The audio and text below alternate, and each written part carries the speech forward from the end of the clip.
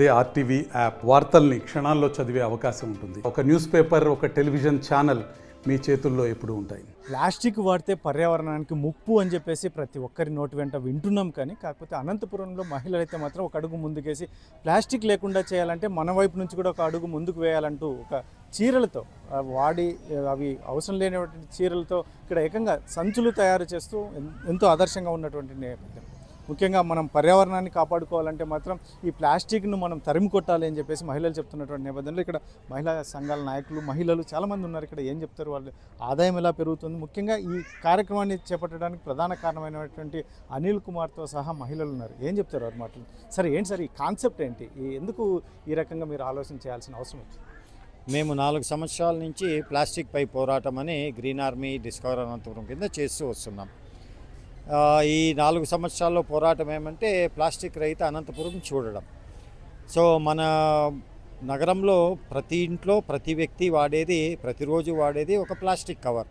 So దీన్ని నిర్మించాలంటే దాని alternative ఏమి? ద బెస్ట్ ఆల్టర్నేటివ్ ఇస్ మన పాతకాలం బట్ట సంచులు. సో ఆ బట్ట సంచులు మనం తయారు చేయగలిగితే most of the plastic covers అనేది వెళ్ళిపోతాయి. మా అంచనాలు ఏమంటే సగటున మన జిల్లాలో నెలకి దాదాపు మనము 40 లక్షల క్యారీ బ్యాగులు వాడుతున్నాం. ఈ 40 లక్షల క్యారీ బ్యాగులు వాడిన తర్వాత ఎక్కడికి పోతున్నాయి? కాలువల్లోకి పోతున్నాయి, లేకపోతే ఆవులు తింటున్నాయి, లేకపోతే డంప్ యార్డ్కి వెళ్తున్నాయి. సో ఇది ఒక పెద్ద సమస్య.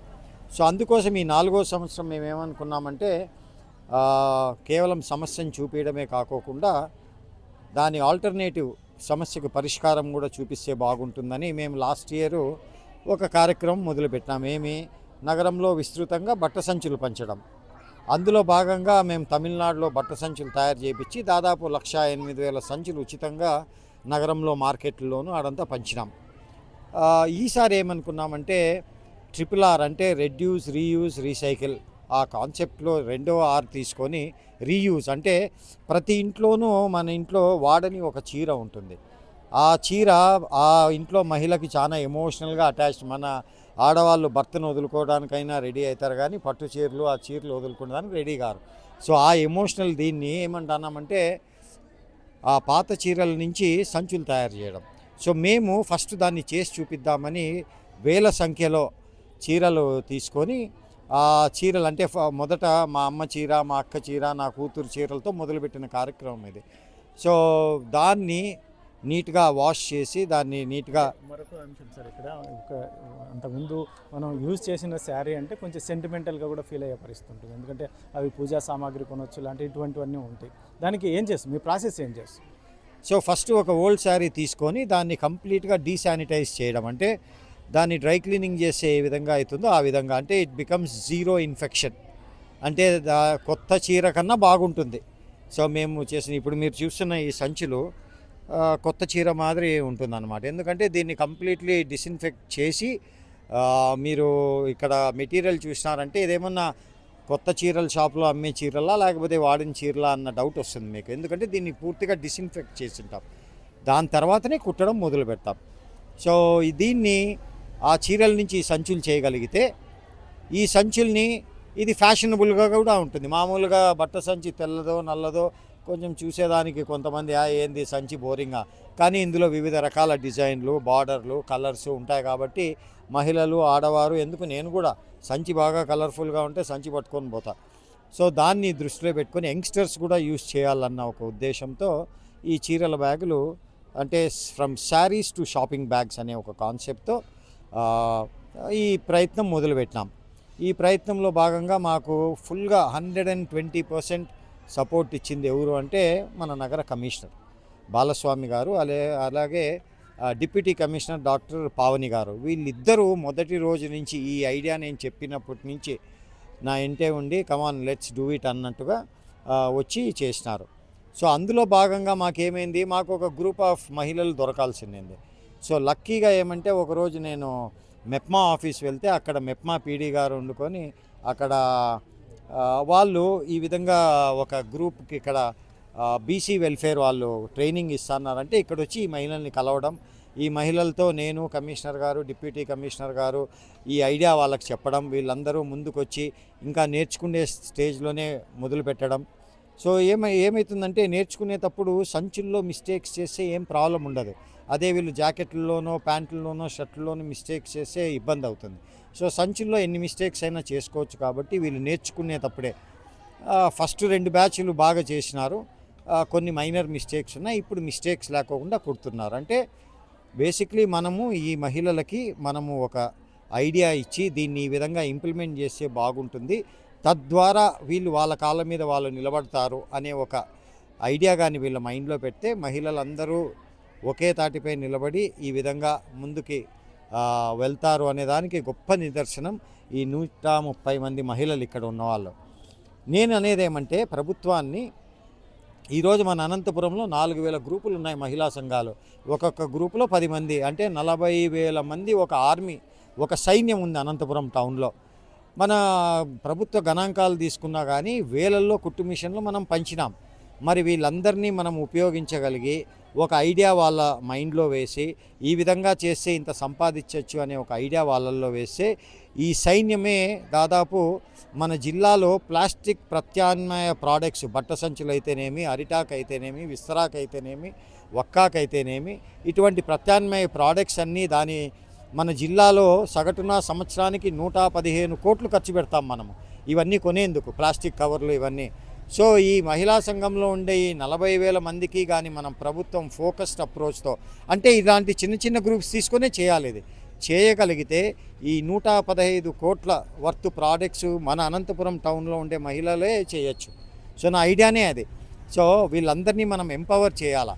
ఊరికే ఏదో ఒక ట్రైనింగ్ ఇచ్చినాము పంపించేసినాము అని మనం రికార్డులలో రాసుకుంటే సరిపోదు.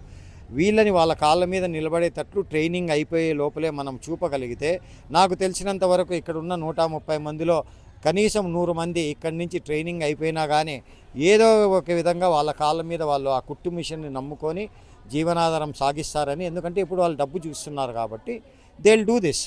సో దీనికి ప్రభుత్వం ఆలోచించాలా. అనిల్ కుమార్ అనేవాడు after all he's just small individual in this entire programme.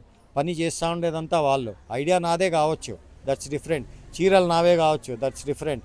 వాళ్ళకి ఇచ్చే స్టిచ్చింగ్ ఛార్జెస్ నావే కావచ్చు, దట్స్ డిఫరెంట్. కానీ కష్టము, ఆ ఆలోచనని ముందుకు తీసుకువెళ్తూ ఉండేదంతా ఈ మహిళలు కాబట్టి ప్రభుత్వం కూడా ఇటువంటి కార్యక్రమాలు స్మాల్ గ్రూప్స్తో చేయగలిగితే, ఎందుకంటే ప్రభుత్వం ఎన్నో కోట్లు ఇటువంటి కార్యక్రమాల మీద ఖర్చు పెడతా ఉన్నా కానీ ఆ ట్రైనింగ్ అయిన తర్వాత ఏమవుతా ఉందనేది ఎవరికీ తెలియదు. సో కొన్ని 100 కోట్లు ఖర్చు పెడుతున్న ప్రభుత్వం ఆ 100 కోట్లలోనే వీళ్ళందరూ 100 కోట్లు సంపాదించుకునేలా చేయడమే ఈ saris to shopping bags, no to plastic ఉద్యమం. ఏంటి కార్యక్రమం ఏంటి, ఏం చేయబోతున్నారు, ఏం జరుగుతుంది? మాకు ఈ కూటమి ప్రభుత్వంలో కుట్టు మిషన్ల శిక్షణ కార్యక్రమము జరపాలనని మన కూటమి ప్రభుత్వము ఒక పెద్ద ఎత్తున నిర్ణయం తీసుకుంది. అంటే దీనిని ఏమంటేనా మహిళలకు ఈ 90 రోజులు కుట్టిన శిక్షణ కార్యక్రమం చేపించేసి వాళ్ళకు కుట్టు మిషన్ సర్టిఫికెట్ ఇవ్వాలనే ఉద్దేశంతో జరిపించినారు. కానీ ఇప్పుడు మాకు అనిల్ సార్ ద్వారా వీళ్ళకు కుట్టు శిక్షణ కార్యక్రమంలోనే వారి యొక్క ఫైనాన్షియల్గా వాళ్ళ కుటుంబానికి అభివృద్ధి కావాలనే ఉద్దేశంతో మాకు చీరలు ఇచ్చి బ్యాగులు కుట్టమని మాకు చాలా బాగా ప్రోత్సహించినారు. అదేవిధంగా ఒక చీరకు 12 బ్యాగులు అవుతాయి. ఒక్కొక్క బ్యాగ్కి 10 రూపాయలు ఇస్తారు. 10 రూపాయలు అంటే ఒక చీర కుట్టినందుకు 12 బ్యాగులు, 12 బ్యాగులకి 120 రూపాయలు. ఈ విధంగా ఫైనాన్షియల్గా మాకు అనిల్ సారు చాలా బాగా సపోర్ట్ చేస్తున్నారు. అదేవిధంగా స్కూల్ యూనిఫామ్స్ కానీ కుట్టడానికి మాకు సార్ సపోర్ట్ చేసినారు. బీసీ హాస్టల్వి ఆ స్కూల్ డ్రెస్సులు కానీ మా శిక్షణ కార్యక్రమంలో మాకు ఎవరైతే ఇక్కడ కుట్టు శిక్షణ కార్యక్రమానికి వస్తున్నారో మహిళలందరూ వారందరికీ వారి యొక్క కుటుంబ అభివృద్ధి కోసము వారికి చేతిలో పని ఉంటూ డబ్బు కానీ సంపాదించుకోవడానికి అనిల్ సార్ మాకు చాలా బాగా సపోర్ట్ చేస్తున్నారు. ఇదే సపోర్ట్ మాకు ఈ శిక్షణ కార్యక్రమం అయిపోయిన తర్వాత కానీ మా మహిళలందరికీ అభివృద్ధికి వారి యొక్క కుటుంబాల అవసరాలకు ఫైనాన్షియల్గా మాకు అభివృద్ధికి పడేటట్లు చేస్తారని అనిల్ సార్ని ఈ విధంగా మేమందరము కలిసి సవినయంగా కోరుకుంటున్నాము. ఈ అవకాశం ఇచ్చినందుకు మీ అందరికీ నా ధన్యవాదాలు. ఏం చెప్తారు ఇప్పుడున్న పరిస్థితి? ఎందుకు మీ ఈ బట్ట సంచుల ద్వారా ఏమి ఇండికేషన్ ఇవ్వబోతున్నారు? ముఖ్యంగా మన ప్లాస్టిక్ లేకుండా చేయాలంటే ఇది ఎంత మేరకు ఉపయోగపడుతుంది? ప్లాస్టిక్ లేకుండా పోవడానికి చాలా ఉపయోగపడుతుంది సార్. బట్ట సంచుల ద్వారా ఏ హాని జరగదు. మన పర్యావరణంలో కూడా ఏ హాని రాకుండా ఉంటుంది. అదిగాక మనకు దాదాపు ప్లాస్టిక్ సంచులు ఎక్కడంటే అక్కడ వేయడం వలన అవి భూమిలో కరిగిపోవడం లేదు. ఇవైతే డిస్పోజబుల్ అయిపోతాయి, ఏం ప్రాబ్లం ఉండదు. వీటి కాల్చినా కరిగిపోతాయి, కానీ అవి అయితే కరగడం లేదు. దాని ద్వారా పశువులు తింటున్నాయి, వాటి నుంచి రోగాలు వస్తున్నాయి. అందుకని క్లాతే మేలు సార్, క్లాత్ బ్యాగ్సే బాగా ఉపయోగపడతాయి. అంటే మీరు క్లాత్ బ్యాగ్స్ రెడీ చేస్తున్నారు చీరల ద్వారా. ఆ చీరల్ని చాలామంది వాడాలి అంటే, ఎందుకంటే ఆ పూజా కార్యక్రమాలు ఏదైనా సామాగ్రి కొనాలన్నా ఇటువంటివన్నీ ఉంటాయి సెంటిమెంటల్. ఈ ప్రాసెస్ ఏం జరుగుతుంది? ఇవన్నీ కొత్త చీరలే సార్, పాత చీరలు కాదు అక్కడ కుడుతుండేది మేము ఇప్పుడైతేను.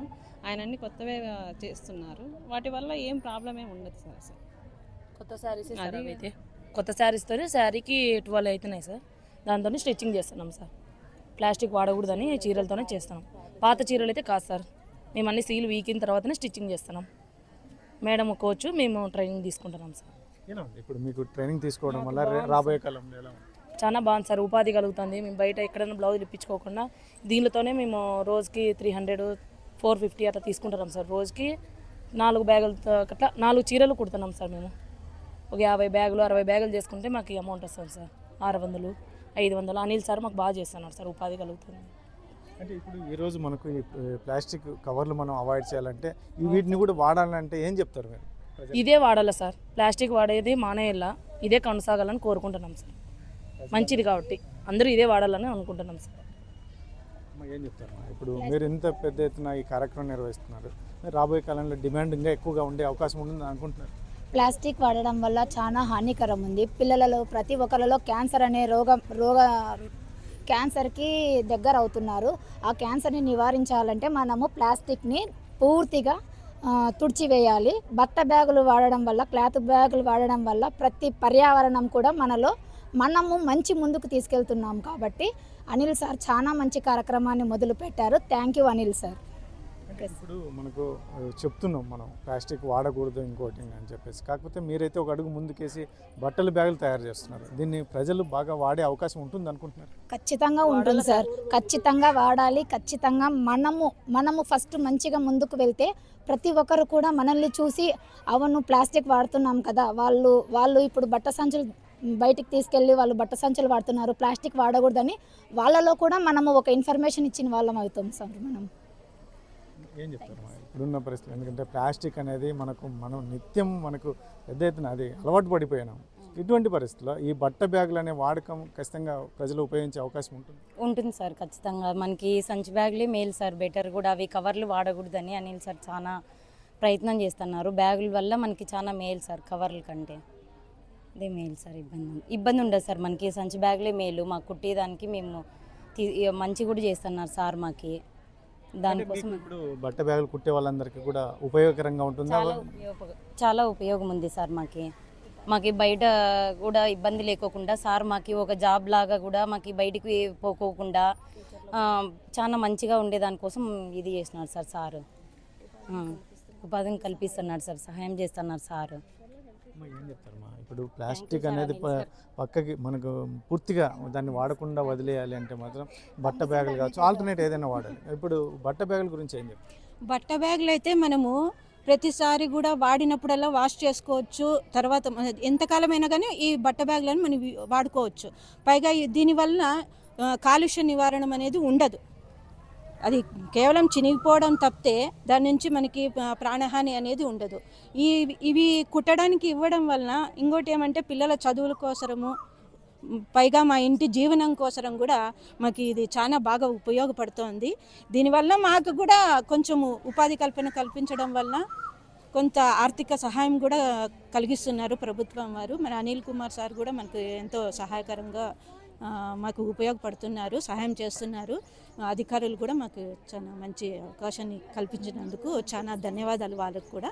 మేడం వారికి, సరస్వతి మేడం గారికి అందరికీ కూడా మా ధన్యవాదాలు సార్. ఇక్కడ అనంతపురంలో ఒక అడుగు ముందుకు వేసి ముఖ్యంగా పర్యావరణాన్ని కాపాడుకోవాలి, మనం ప్లాస్టిక్ రహిత సమాజాన్ని రూపొందించుకోవాలి అంటే మాత్రం ఖచ్చితంగా ఇప్పుడు ఏదైతే ఉందో బట్ట బ్యాగులతో మొదలు పెడితే ముఖ్యంగా ఏదైతే ఉందో ఈ మహిళలు చేస్తున్నటువంటి ఏదైతే ఉందో వాళ్ళ కాళ్ళ మీద వాళ్ళు నిలబడే ఆస్కారం ఉన్నటువంటి ఆ రకంగా ముందుకెళ్తే, ముఖ్యంగా ప్రభుత్వం ఆ వైపుగా చూస్తే మాత్రం రాష్ట్రంలో ప్లాస్టిక్ రహిత ఆంధ్రప్రదేశ్ని మనం చూడడానికి చాలా తక్కువ సమయంలోనే చూడవచ్చు. నిలవచ్చు అని చెప్పేసి అనిల్ కుమార్ చెప్తున్నటువంటి నేపథ్యంలో ముఖ్యంగా మహిళలు కూడా మాకు కూడా మా కాళ్ళ మీద మేము నిలబడడానికి మంచి అవకాశం ఉన్నటువంటి నేపథ్యం. ప్లాస్టిక్ సంచులను వాడితే మన ఆరోగ్యం కూడా చాలా అద్భుతంగా ఉంటుంది, మన పర్యావరణాన్ని కూడా కాపాడుకోవచ్చు అని చెప్పేసి మహిళలు సైతం ముందుకు వస్తున్నటువంటి నేపథ్యంలో మరి ఆ దిశగా అయితే మాత్రం ప్రభుత్వాలు ఆలోచన చేస్తాయా అంటే వేచి చూడాల్సిన అంశం. కెమెరా పర్సన్ సుధాకర్తో చల్లకి నాయుడు, RTV అనంతపురం. మరిన్ని వీడియోస్ కోసం ఛానల్ ని సబ్స్క్రైబ్ చేయండి. లేటెస్ట్ అప్డేట్స్ కోసం వాట్సాప్ ఛానల్ ని ఫాలో అవ్వండి. ఆ లింక్ డిస్క్రిప్షన్ లో ఉంది.